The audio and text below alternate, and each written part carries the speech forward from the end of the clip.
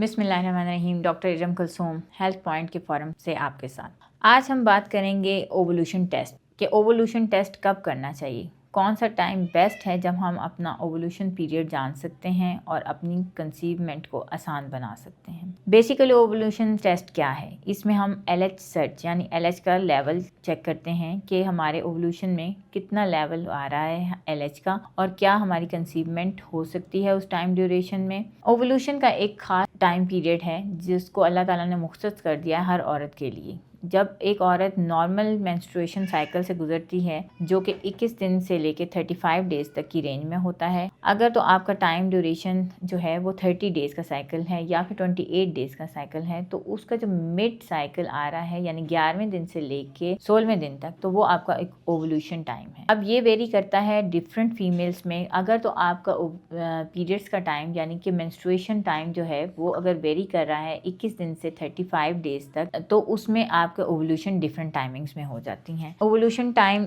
Check करने का best तरीका ये है कि जो भी आपका ओवोल्यूटरी साइकिल है उससे आपने 70 जब उसका एंड होता है, जब आपने नेक्स्ट साइकिल आपका स्टार्ट होना है और अगर आपको ये बात अच्छी तरीके से पता है कि आपका साइकिल कितने डेज पे एंड हो रहा है, तो उस साइकिल से आपने 17 डेज बैक जाके अपनी ओवोल्यूशन टेस्टिंग स्टार्ट कर देनी है। ओवोल्यूशन टेस्ट करने के लिए आपको बहुत सारे तरीके मिल सकते हैं। आजकल मोबाइल्स में ओवोल्यूशन ऐप्स भी होती हैं। इसके अलावा आपको ओवोल्यूशन स्ट्रिप्स मिल जाती हैं। जब आप अपना ओवोल्यूशन टाइम पीरियड चेक करना चाहेंगी तो उस सूरत हाल में आपने 17 डेज बैक जाना है और उसमें अपना ओवोल्यूशन जो है वो चेक करना स्टार्ट करना है। अगर आप स्ट्रिप्स पे चेक कर रही हैं, उसमें आपके पास जो बेहतरीन टाइम होता है वो दोपहर से लेकर शाम तक का टाइम होता है। दोपहर के यूरिन से लेकर दोपहर के यूरिन में और शाम तक के यूरिन में जो है आपका LH का लेवल जो है वो एक अच्छा लेवल कंसीडर किया जाता है। और अगर आप अपने ओवोल्यूशन ट्रिप से अपना ओवोल्यूशन टाइम पीरियड चेक करती हैं तो उसमें आपको अच्छे रिजल्ट्स मिलते हैं और आप जो है एक बेहतरीन रिजल्ट पे पहुंच सकती हैं, नतीजे पे पहुंच सकती हैं कि कब आपकी ओवोल्यूशन